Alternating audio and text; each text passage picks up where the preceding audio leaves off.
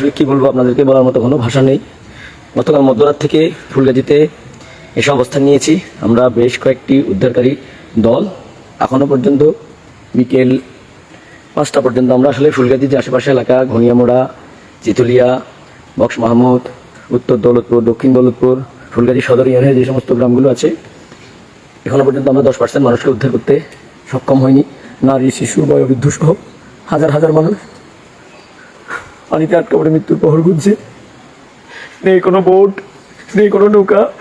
সেনাবাহিনীর পক্ষ থেকে এখনো পর্যন্ত উদ্ধার তৎপরতা তেমন কোনো ভূমিকা দেখা যায়নি। সর্বশেষ পরিস্থিতি আপনাদেরকে জানাতে পারছি না, নেটওয়ার্ক নেই, এখান থেকে কোনো ধরনের লাইভ দেওয়া যাচ্ছে না। এই মুহূর্তে উঁচু একটা ভবনে উঠে আমি আপনাদেরকে সর্বশেষ পরিস্থিতি জানানোর চেষ্টা করছি। গর্ভবতী মহিলা, নারী, শিশু আটকা পড়েছে। একটা নৌকা নিয়ে দুপুরের পরে 2:30টার দিকে ঘনিয়ামোড়া গিয়েছিলাম আমরা, সেখানে শত শত মানুষের হাজারি, চিৎকার, কান্না। একটা বাচ্চা 15 দিন ভূমিষ্ঠ হয়েছে পৃথিবীতে। ওই বাচ্চাটাকে আমরা আসলে বোটে নিতে পারি নাই, ওর মাকে নিতে পারি নাই, কারণ আমাদের বোটে পর্যাপ্ত পরিমাণে জায়গা ছিল না। আমরা জায়গা সংকীর্ণতার কারণে অনেক মানুষ সাহায্য চাইছে, সাহায্য দিতে পারি নাই। ঘরের চালা পর্যন্ত ডুবে গেছে। স্রষ্টার দয়া ছাড়া এই মুহূর্তে আসলে করণীয় কিছু নেই। প্রত্যেকটি এলাকার সকাল থেকে একটানা বৃষ্টি ঝরে যাওয়ার কারণে এখনো পর্যন্ত পানি বেড়ে চলেছে, কোনোভাবে আসলে পানি কমছে না। যে সব স্থানে আগে পানি ছিল না সেগুলো তো পানি উঠে গেছে। এমন পরিস্থিতিতে যারা প্রবাসে আছেন, হাজার হাজার ভাই যাদের পরিবার এখানে, আপনাদেরকে বলবো আপনারা আল্লাহর নিকট দোয়া করেন। দোয়া ছাড়া এই মুহূর্তে আসলে কিছু করার নাই। সর্বোচ্চটুকু দিয়ে চেষ্টা করেছি। আমি অসুস্থ হয়ে গেছি। বোট আমরা যেহেতু প্রফেশনাল নৌকা চালাতে পারি না, আমরা নিজেরা পানিতে নেমে সাঁতরাই বোটগুলোকে ঠেলে আমরা ফুলগাজী বাজার পর্যন্ত নিয়ে এসেছি। প্রায় 2-3টি এলাকা থেকে 1.5 শতাধিক মানুষের মতো আমরা উদ্ধার করতে সক্ষম হয়েছি। 1.5 শতাধিক মানুষ আমরা উদ্ধার করেছি। আপনারা সামনে দেখতে পাচ্ছেন, এখানে যত দূর চোখ যায় শুধু পানি আর পানি। আর প্রশাসনের পক্ষ থেকে মানুষগুলোকে উদ্ধার করা সম্ভব হচ্ছে না। একটু আগে ফুলগাজী উপজেলা নির্বাহী কর্মকর্তা তিনি জেলা প্রশাসককে ফোন দিয়ে কান্না ভেঙে পড়েছেন। তিনি জানিয়েছেন যে যদি বোট না আসে, উদ্ধারকারী দল যদি না আসে, আজকে রাতের মধ্যে যে সমস্ত শিশু বৃদ্ধরা এখানে আটকা পড়েছে তারা হয়তো মারা যেতে পারে। কারণ তারা কালকে সন্ধ্যা থেকে কিছু খায় নাই। বিশুদ্ধ পানির সংকট, শুকনো খাবার নাই, কিচ্ছু নাই, সেটা এখন চলতেছে না। এই পরিস্থিতিতে ফুলগাজী থেকে কোনো খবর আপনাদেরকে জানাইতেও পারতেছি না। এটি আমার উপজেলা। এখানকার মানুষ দুর্ভোগে আছে, কষ্টে আছে।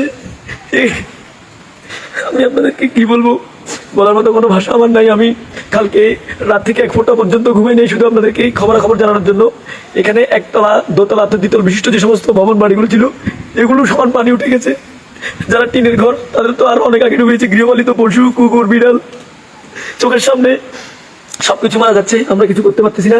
বৈষম্য বিরোধী ছাত্র আন্দোলনে ফেনীতে যারা নেতৃত্ব দিয়েছে তাদের 3টি টিম সহ রাত্রে 3টা বোট আমরা অনেক কষ্ট করে নিয়ে এসেছি। সেই বোটগুলো দিয়ে হাজার হাজার মানুষের মাঝে মাত্র 1.5 শতাধিক মানুষকে আমরা উদ্ধার করতে পেরেছি।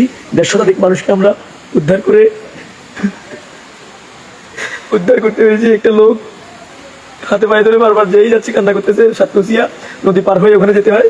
28 তারিখে ওনার স্ত্রীর ডেট, সন্তান প্রসবের। 2 দিন পর্যন্ত কিছু খাই নাই, সেখানে আটকা পড়েছে।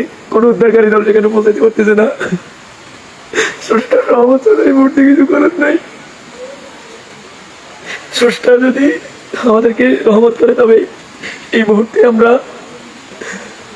ফুলগাজীর যে মানুষ তারা রক্ষা পাবে, অন্যথায় হাজার হাজার মানুষ চোখের সামনে মৃত্যুর প্রহর গুনছে। অন্ধকার নেমে আসলে উদ্ধার অভিযান করতে আরো কষ্ট হবে। এখানে থেকেও কিছু করতে পারতেছি না, চোখের সামনে সবকিছু দেখতেছি।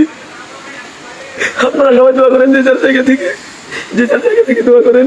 ছোট ছোট শিশু, বৃদ্ধ মানুষগুলোকে কোনোভাবে আসলে আমরা সর্বোচ্চ চেষ্টা করে সরিয়ে নিতে পারিনি। কালকে মধ্যরাত থেকে এই টানা বৃষ্টিতে ভিজে এখনো পর্যন্ত 1.5 শতাধিক মানুষকে উদ্ধার করেছি। সেনাবাহিনী আমাদেরকে সকাল 10টা বলেছিল তাদের বোট আসবে, 3-4টা বোট আসবে। বিকেল 6টা বাজতে চলেছে, কিন্তু তাদের কোনো উদ্ধার তৎপরতা আমরা দেখিনি। এবং কি নৌবাহিনী আসার কথা, তারাও আসেনি। রেড ক্রিসেন্ট সোসাইটির কিছু লোক আসছে, তারা উদ্ধার কাজে নামতে পারেনি, কারণ তারা বোট নিয়ে আসেনি। আমরা যারা ফেনী থেকে এসেছিলাম, বৈষম্য বিরোধী ছাত্র আন্দোলনের 30-40 জন সহ সাংবাদিক আমরা সেই বোটগুলো দিয়ে 1.5 শতাধিক মানুষকে উদ্ধার করেছি।